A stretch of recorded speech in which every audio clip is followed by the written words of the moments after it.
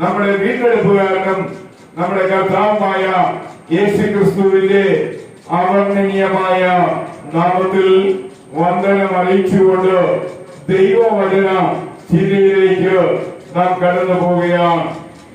പ്രിയ വാത്സല്യമുള്ള ദൈവമക്കളെ, ദൈവം ത്രിയേകനാണ്, മനുഷ്യൻ ത്രിയേകനാണ്, പിശാചും ത്രിയേകനാണ്. എന്നാൽ ഈ മൂന്ന് ത്രിയേകത്വമുള്ള വിഭാഗങ്ങളെ നമ്മൾ ചിന്തിക്കുമ്പോൾ ഇതിൽ രക്ഷ എന്ന് പറയുന്നത് മനുഷ്യർക്ക് മാത്രമാണ്. ദൈവത്തിന് രക്ഷ ആവശ്യമില്ല, സാത്താന് രക്ഷ ആവശ്യമില്ല. അവൻ രക്ഷാബന്ധാവിന് പുറത്താണ്. പിന്നെയോ ഒരിക്കലും ഉപേക്ഷിക്കുവാനോ ഒരിക്കലും നിരാകരിക്കുവാനോ ഒരിക്കലും നിഷേധിക്കാനോ ഒരിക്കലും തള്ളിക്കളയുവാനോ ഒരിക്കലും ഒഴിച്ചു നിർത്തുവാൻ പാടില്ലാത്തതുമായ രക്ഷ എന്ന് പറയുന്നത് മനുഷ്യരാശിക്ക് മാത്രമായിരിക്കാൻ നമ്മുടെ ജീവിതത്തിലും ആ രക്ഷ നമ്മൾ കൈവിടാതെ നമ്മൾ സൂക്ഷിക്കണമെന്ന് കർത്താവിന്റെ നാമത്തിൽ ഞാൻ ഓർപ്പിക്കുകയാണ്. 1 തെസ്സലോനിക്കർക്ക് എഴുതിയ പൗലോസിന്റെ 1-ാം ലേഖനം 5-ാം അധ്യായം അതിന്റെ 23-ാം വാക്യം വായിക്കുമ്പോൾ തെസ്സലോനിക്കയിലെ സഭയ്ക്ക് എഴുതിയ പൗലോസിന്റെ 1-ാം ലേഖനം അതിന്റെ 5-ാം അധ്യായം 23-ാം വാക്യം നമ്മൾ വായിക്കുമ്പോൾ അവിടെ ഇങ്ങനെ വായിക്കുന്നു: സമാധാനത്തിന്റെ ദൈവം തന്നെ നിങ്ങളെ മുഴുവൻ വിശുദ്ധീകരിക്കട്ടെ. നിങ്ങളുടെ ആത്മാവും നിങ്ങളുടെ പ്രാണനും നിങ്ങളുടെ ശരീരവും നമ്മുടെ കർത്താവായ യേശുക്രിസ്തുവിന്റെ വരവിൽ കുറ്റമറ്റതായി പൂർണ്ണതയോടെ കാക്കപ്പെടുമാറാകട്ടെ. എബ്രായ ലേഖനം 4-ാം അധ്യായം അതിന്റെ 12-ാം വാക്യം വായിക്കുമ്പോൾ എബ്രായ ലേഖനം 4-ാം അധ്യായം അതിന്റെ 12-ാം വാക്യം വായിക്കുമ്പോൾ ദൈവത്തിന്റെ വചനം ജീവനും ചൈതന്യവുമുള്ളതും ഇരുവായ്ത്തലയുള്ള ഏത് വാളിനേക്കാളും മൂർച്ച ഏറിയതും ആകുന്നു. അത് പ്രാണനെയും ആത്മാവിനെയും സന്ധി മധ്യകളെയും വേർപെടുത്തുന്നതുവരെ തുറച്ചു ചെല്ലുന്നതും ഹൃദയത്തിലെ ചിന്തകളെയും ആഗ്രഹങ്ങളെയും വിവേചിക്കുന്നതും ആകുന്നു. പ്രിയ വാത്സല്യമുള്ള ദൈവമക്കളെ, നമ്മൾ ത്രിയേകത്വത്തിൽ ജീവിക്കുന്ന ഒരു വ്യക്തിയാണ് എന്നുള്ള കാര്യം മറക്കരുത്. നമുക്ക് ശരീരമുണ്ട്, നമുക്ക് പ്രാണനുണ്ട്, നമുക്ക് ആത്മാവുണ്ട്. ഈ 3 ഭാഗങ്ങൾ ഒരുമിച്ച് ചേർന്നുള്ള ഒരു മനുഷ്യനായിട്ടാണ് ദൈവം നമ്മളെ സൃഷ്ടിച്ചിരിക്കുന്നത്. ഈ 3 ഭാഗങ്ങളും രക്ഷയിൽ പങ്കാളിത്തം ഉണ്ടാകേണ്ടതാണ്. ഈ 3 ഭാഗങ്ങളും പൂർണ്ണമായി രക്ഷിക്കപ്പെടുമ്പോഴാണ് രക്ഷ പൂർണ്ണമായി, രക്ഷ സമ്പൂർണമായി, രക്ഷ തികഞ്ഞു, രക്ഷ അതിന്റെ നിവൃത്തീകരണത്തിൽ എത്തിയെന്ന് നമുക്ക് പറയുവാൻ കഴിയത്തുള്ളൂ.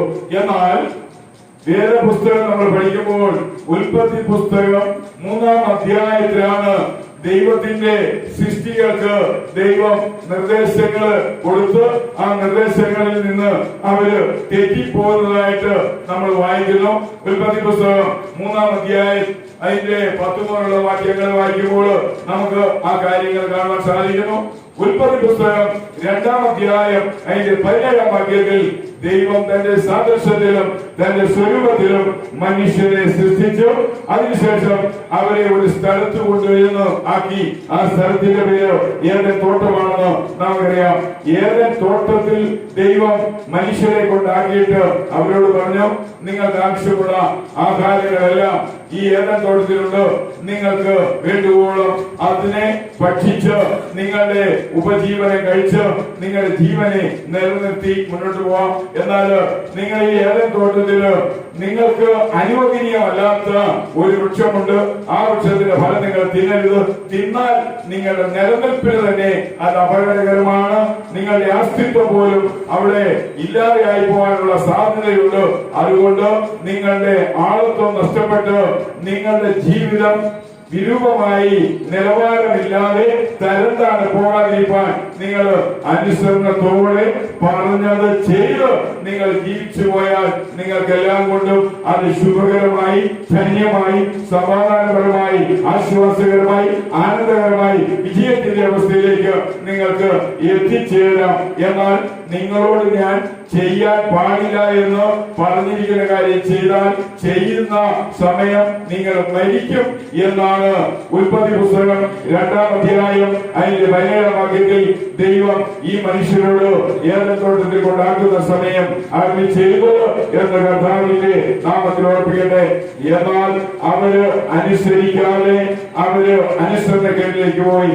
അവര് നിയമം ലംഘിച്ച് തെറ്റ് ചെയ്ത് ആ തെറ്റിന്റെ ഫലമായി അവർക്ക് എന്ത് സംഭവിച്ചെന്ന് അറിയാമോ? ഉൽപ്പത്തി 2:17 പറഞ്ഞ പോലെ അവര് തെറ്റ് ചെയ്തപ്പോൾ ആ തെറ്റിന് പാപം എന്ന വാക്ക് ആണ് ഉപയോഗിച്ചു വരുന്നത്. ആ പാപം ചെയ്തപ്പോൾ അവര് അനുസരണക്കേടിന്റെ മക്കളായി ജീവനുള്ള അവസ്ഥയിൽ നിന്ന് നിർജീവമായി പോയി എന്ന് കാണുവാൻ സാധിക്കുന്നു. അങ്ങനെ അവര് പാപം ചെയ്തപ്പോൾ അവർക്ക് സംഭവിച്ച ഒരു സംഭവമാണ് മരണം.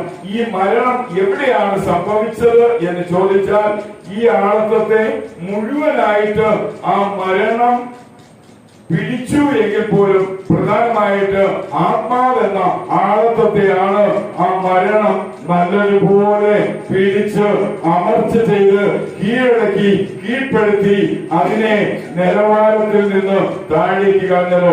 പുതിയ നിയമം വായിക്കുമ്പോൾ എഫേസ്യർക്കുള്ള പൗലോസിന്റെ ലേഖനം 2-ാം അധ്യായം അതിന്റെ 1-ാം വാക്യം നമ്മൾ വായിക്കുമ്പോൾ എഫേസ്യർക്ക് എഴുതിയ പൗലോസിന്റെ ലേഖനം 2-ാം അധ്യായം അതിന്റെ 1-ാം വാക്യം വായിക്കുമ്പോൾ അതിക്രമങ്ങളാലും പാപങ്ങളാലും മരിച്ചവരായ നിങ്ങളെയും അവൻ ജീവിപ്പിക്കുന്നു എന്ന് വായിക്കുന്നു. അവിടെ നമ്മൾ വായിക്കുകയാണ് അതിക്രമങ്ങളാലും പാപങ്ങളാലും മരിച്ചവർ. പ്രിയ ദൈവമക്കളെ, ഒരു മനുഷ്യന്റെ 3 ആളത്വത്തിൽ അധിഷ്ഠിതമായ ഒരു സ്ത്രീത്വാധിഷ്ഠിതമായ ജീവിത പദാവിലായിരുന്ന മനുഷ്യന്റെ പ്രധാനപ്പെട്ട ഒരു ഭാഗമായ അവന്റെ ആത്മാവ് മരിച്ചു. അവന്റെ ആത്മാവ് പ്രകാശം ഇല്ലാതെ പോയി. അവന്റെ ആത്മാവ് ചൈതന്യം ഇല്ലാതെ പോയി. അവന്റെ ആത്മാവിന്റെ യഥാർത്ഥമായ രൂപഭാവ പ്രവൃത്തികളിലെല്ലാം ആ വ്യക്തി പോയി. പ്രിയ ദൈവമക്കളെ, ആ വ്യക്തിക്കുണ്ടായ മരണത്തെയാണ് നമ്മൾ ബൈബിൾ പ്രകാരം വായിക്കുമ്പോൾ ആത്മീയ മരണം എന്ന് വായിക്കുന്നത്. പ്രിയ ദൈവമക്കളെ, അങ്ങനെയെങ്കിൽ ആത്മീയ മരണം സംഭവിച്ച മനുഷ്യന്റെ ആളത്വമാകുന്ന മനുഷ്യാത്മാവിനെ വീണ്ടെടുക്കുവാൻ കർത്താവായ യേശുവിന്റെ യാഗമരണം അനിവാര്യമായി. ആ യാഗമരണത്തിൽ ഏതൊരു മനുഷ്യൻ ഹൃദയം കൊണ്ട് വിശ്വസിച്ച് ആ യേശുവിൽ തങ്ങളുടെ ജീവിതത്തെ ഫലമേൽപ്പിച്ച് എന്റെ പാപത്തെ മായ്ക്കുവാനും എന്റെ പാപത്തെ മോചിക്കുവാൻ എന്നെ പരിശുദ്ധ അവസ്ഥയിലേക്ക് കൊണ്ടുവന്ന് എന്നെ വീണ്ടെടുത്ത് രക്ഷിക്കുവാൻ ആ യേശുവിന് മാത്രമേ കഴിയത്തുള്ളൂ എന്ന് ആ വ്യക്തി ഒരിക്കൽ എന്നേക്കുമായി ഹൃദയം കൊണ്ട് വിശ്വസിച്ച് വായിക്കൊണ്ട് ആ യേശുവിനെ മറ്റുള്ളവരുടെ മുൻപിൽ ഏറ്റുപറയുമ്പോൾ മരിച്ചുപോയ മരണം സംഭവിച്ച മനുഷ്യ ആളത്വത്തില് ആത്മാവെന്ന് പറയുന്ന ആ ആളത്വത്തിന് ജീവൻ തിരിച്ചു കിട്ടുകയാണ്. അതാണ് എഫേസ്യർ 2:1 പറയുന്നത്. അതിക്രമങ്ങളാലും പാപങ്ങളാലും മരിച്ചവരായിരുന്ന നിങ്ങളെയും അവൻ ജീവിപ്പിക്കുന്നു. പ്രിയ വാത്സല്യമുള്ള ദൈവമക്കളെ, അങ്ങനെ ഒരു ജീവൻ കിട്ടുമ്പോൾ ഒന്നാമത്തെ രക്ഷ നടക്കുന്നു. ആ രക്ഷയുടെ പേരാണ് സാൽവേഷൻ ഓഫ് ഹ്യൂമൻ സ്പിരിറ്റ്, മനുഷ്യാത്മാവിന്റെ രക്ഷ. പ്രിയ വാത്സല്യമുള്ള ദൈവമക്കളെ, അതുകൊണ്ട് നമ്മൾ മറന്നു പോകാതെ അറിഞ്ഞിരിക്കേണ്ടത് നമ്മുടെ ജീവിതത്തിലെ ഒന്നാമത്തെ രക്ഷ നമ്മുടെ ആത്മാവിനെ സംബന്ധിക്കുന്നതാണ്, ആത്മാവുമായി ബന്ധപ്പെട്ടതാണ്, ആത്മാവിന് ലഭിക്കുന്നതാണ്, ആത്മാവിന് കൊടുക്കുന്നതാണ്. ആത്മാവിന് ദൈവം സൗജന്യമായി നമ്മുടെ വിശ്വാസത്തിന്റെ അടിസ്ഥാനത്തിൽ കൊടുക്കുന്ന ഒന്നാണ് ആ ആത്മാവിന്റെ രക്ഷ.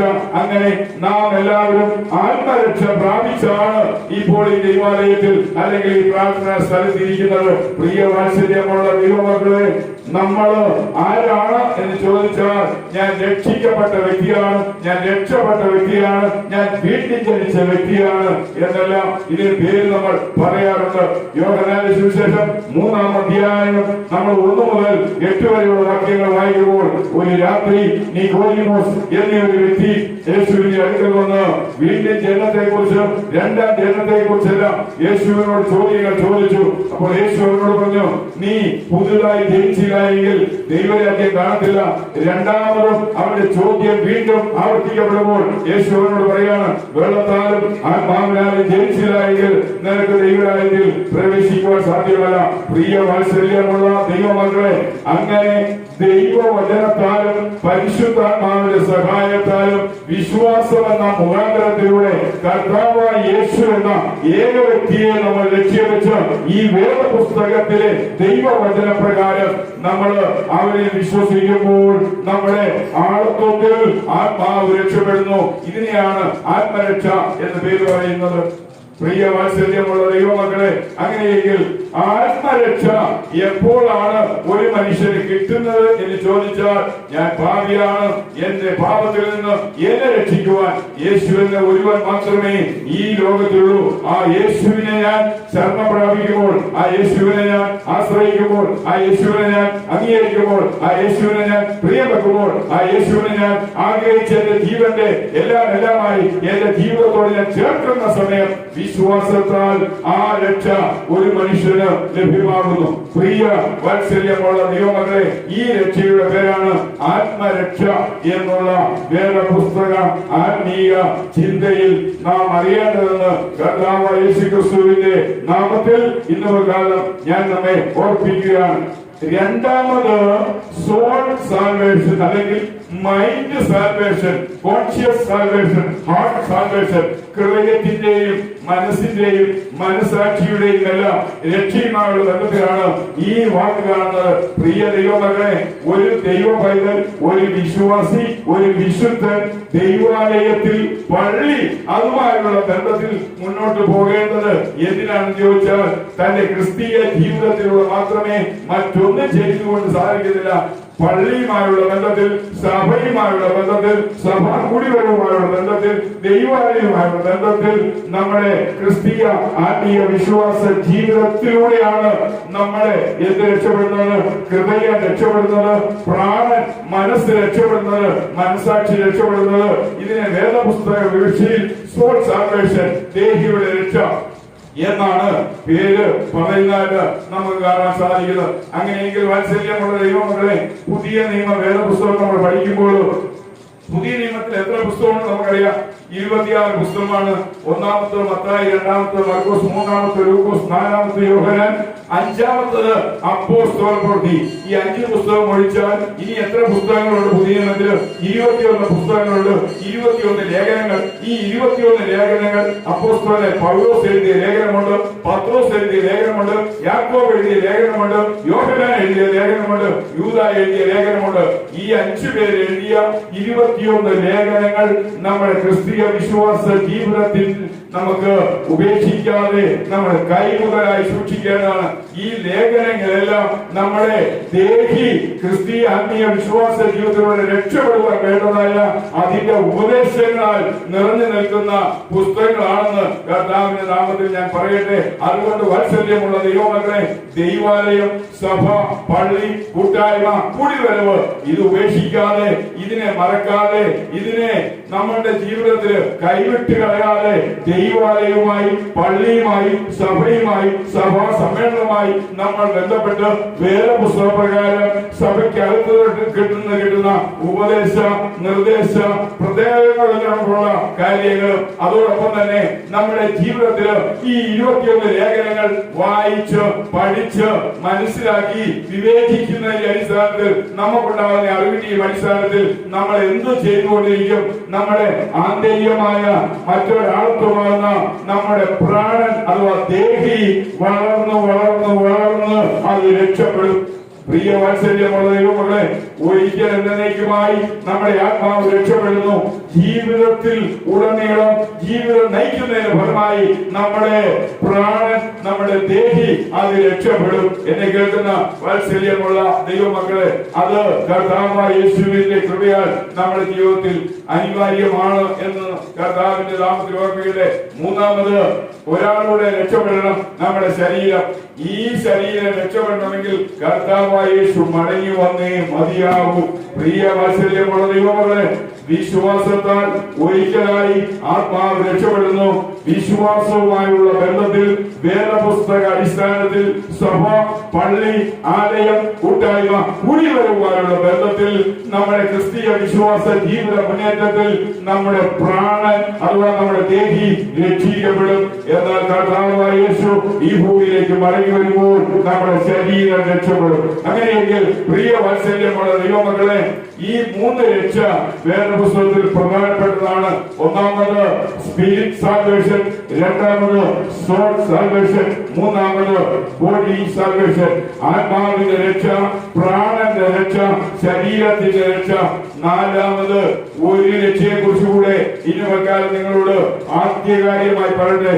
സാൽവേഷൻ ഓഫ് ചൈൽഡ് ഹിയറിംഗ് എന്ന് പറഞ്ഞു കഴിഞ്ഞാൽ ഒരു കുഞ്ഞിന്റെ ജനനത്തിലൂടെയുള്ള രക്ഷ എന്നാണ് വേദപുസ്തകത്തിൽ നമുക്ക് അതിനെക്കുറിച്ച് കാണുവാൻ കഴിയുന്നത്. പ്രിയ വാത്സല്യമുള്ള ദൈവമക്കളെ, ഞാൻ ഇതിന്റെ ഒരു വാക്യം നിങ്ങളെ ഒന്ന് വായിച്ചു കേൾപ്പിക്കാം. നിങ്ങൾ അത്രയധികം കേട്ടിട്ടില്ലാത്ത ഒരു വാക്കായിരിക്കും. അതൊന്നുകൂടെ കർത്താവായ യേശുക്രിസ്തുവിന്റെ നാമത്തിൽ ഓർപ്പിക്കട്ടെ. പ്രത്യേകിച്ച് ദൈവശാസ്ത്രവുമായുള്ള ബന്ധത്തിൽ വളരെ ആധികാരികമായി ചിന്തിക്കുന്നതാണ്. അപ്പോസ്തലനായ പൗലോസ് തിമോത്തിയോസിന് എഴുതിയ 1-ാമത്തെ ലേഖനം 2-ാം അധ്യായം അതിന്റെ 15-ാം വാക്യം. ഞാൻ അതിന്റെ മുകളിൽ നിന്ന് 2-3 വാക്യങ്ങളൂടെ വായിക്കട്ടെ. 11 മുതൽ. സ്ത്രീ നിശബ്ദമായും പൂർണ്ണ വിധേയത്വത്തോടുകൂടെ പഠിക്കട്ടെ. നിശബ്ദമായി അല്ലാതെ ഉപദേശിക്കുവാനോ പുരുഷന്റെ മേൽ അധികാരം നടത്തുവാനോ ഞാൻ സ്ത്രീയെ അനുവദിക്കുന്നില്ല. എന്തെന്നാൽ ആദാം ആദ്യം സൃഷ്ടിക്കപ്പെട്ടു, പിന്നെ ഹവ്വായും. ആദമല്ല, സ്ത്രീ അത്രേ വഞ്ചിക്കപ്പെട്ട് ലംഘനത്തിൽ അകപ്പെട്ടത്. ഇനിയാണ് ആ വാക്യം, 5-ാം വാക്യം. എന്നാൽ വിശ്വാസത്താലും സ്നേഹത്താലും വിശുദ്ധിയിലും സമചിത്തതയോടെ നിലനിന്നാൽ അവൾ മക്കളെ പ്രസവിച്ച് രക്ഷ പ്രാപിക്കും. പ്രിയ വാത്സല്യമുള്ള ദൈവമക്കളെ, ഇതാണ് 4-ാമത്തെ രക്ഷ. മക്കൾക്ക് ജന്മം നൽകി പ്രസവത്തിലൂടെയുള്ള ഒരു രക്ഷ എന്നാണ് ഇവിടെ പേര് പറഞ്ഞിരിക്കുന്നത്. ഒരു ക്രിസ്തീയ വനിത ഒരു വിശ്വാസിയാണ്, ഒരു ദൈവവൈതലാണ്. ദൈവാലയത്തിൽ ദൈവത്തെ ആരാധിക്കുന്ന വ്യക്തിയായി ആ വ്യക്തി ജീവിച്ചു പോവുകയാണ്. എന്നാൽ പ്രിയ ദൈവമക്കളെ, ഒരു ക്രിസ്തീയ വനിത ഒരു കുഞ്ഞിനെ ഗർഭം ധരിക്കുമ്പോൾ അവരുടെ മനസ്സിലേക്ക് ആദ്യം കടന്നു വരുന്നത്, ഗർഭധാരണ സമയത്ത് അവരുടെ ഉദരത്തിലേക്ക് കടന്നു വരുന്ന ചിന്ത, ഇത് ദൈവത്താൽ യേശുക്രിസ്തുവിനാൽ സംഭവിച്ചു എന്നതാണ്. പ്രിയ വാത്സല്യമുള്ള ദൈവമക്കളെ, അല്ലാത്ത ഒരു വ്യക്തിക്ക് അങ്ങനെ ചിന്തിക്കാൻ പറ്റത്തില്ല. ഒരു ക്രിസ്തീയ വനിത ഗർഭധാരണ സമയം തന്റെ മനസ്സിൽ ആദ്യമായി ചിന്തിക്കുന്നത്, ഇത് ദൈവത്താൽ സംഭവിച്ചു, ഇത് ദൈവമാണ് നൽകിയത് എന്നുള്ള വലിയൊരു ചിന്താഗതിയിലേക്ക് അവളുടെ ആ ഗർഭധാരണ സമയം വരുന്നു. അതിനുശേഷം അവള് ഏതാണ്ട് 9 മാസവും ചില ദിവസങ്ങൾ കഴിഞ്ഞ് ആ കുഞ്ഞിന് ജന്മം നൽകി ആ കുഞ്ഞി ഭൂമിയിലേക്ക് പിറന്നു വീഴുകയാണ്.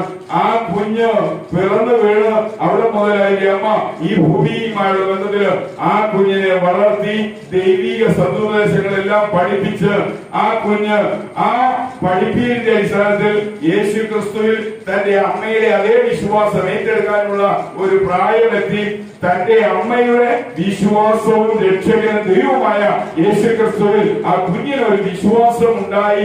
ആ വിശ്വാസത്തിലേക്ക് വരുമ്പോൾ അതിന് പറയുന്ന പേരാണ് മക്കളെ പ്രസവിച്ച് രക്ഷ പ്രാപിക്കട്ടെ. പ്രിയ വാത്സല്യമുള്ള ദൈവമക്കളെ, ഒരു ക്രിസ്തീയ വനിത ഒരു കുഞ്ഞിന് ജന്മം നൽകി ആ കുഞ്ഞ് യേശുവിനെ അറിഞ്ഞില്ല എങ്കിൽ ആ അമ്മ ഒരിക്കലും ഒരു ഗർഭധാരണത്തിലേക്ക് പോകാൻ പാടില്ലായിരുന്നു എന്ന് പോലും നമ്മൾ ചിന്തിക്കേണ്ടി വന്നു. ഒരു ക്രിസ്തീയ വനിത തന്റെ ഒരു കുഞ്ഞിന് ജന്മം നൽകിയ ആ കുഞ്ഞ് വളർന്നു വന്ന് തിരിച്ചറിവോടുകൂടി തന്റെ അമ്മയുടെ വിശ്വാസം, ആചാര അനുഷ്ഠാന, ആത്മീയ പശ്ചാത്തലത്തിലേക്ക് ആ കുഞ്ഞ് എത്തിച്ചേരണം. അങ്ങനെ എത്തിച്ചേർന്നാൽ ആ അമ്മയുടെ ഗർഭധാരണം വളരെ സക്സസ്ഫുൾ ആണ് എന്ന് നമുക്ക് പേര് പറയാൻ സാധിക്കും. അപ്പോസ്തലനായ പൗലോസ് ഇവിടെ വ്യക്തമായി പറയുന്നത്, എന്നാൽ വിശ്വാസത്താലും സ്നേഹത്താലും വിശുദ്ധിയിലും സമചിത്തതയോടെ നിലനിന്നാൽ അവൾ മക്കളെ പ്രസവിച്ച് രക്ഷ പ്രാപിക്കും. പ്രിയ ദൈവമക്കളെ, ഈ അമ്മയ്ക്ക് ഇത് മുഖാന്തരം വേറൊരു രക്ഷ കിട്ടുമോ ഉള്ള അർത്ഥമല്ല ഇവിടെ ചിന്തിക്കുന്നത്. അമ്മ ഓൾറെഡി ഒരു ക്രിസ്തീയ വനിതയാണ്, ഒരു ക്രിസ്തീയ വിശ്വാസിയാണ്. അമ്മ ഓൾറെഡി യേശു വിശ്വസിച്ച് രക്ഷപ്പെട്ടവളാണ്. എന്നാൽ ഈ അമ്മ പ്രസവിക്കുന്ന ഒരു കുഞ്ഞ് ആ രക്ഷയിലേക്ക് വരും. വരുമ്പോൾ അമ്മയ്ക്ക് ഏറ്റവും അധികം ആനന്ദപ്പെടാവും. പ്രിയ വാത്സല്യമുള്ള ദൈവമക്കളെ, നിങ്ങളോട് ഞാൻ രണ്ട് ചിന്തകൾ പറയട്ടെ.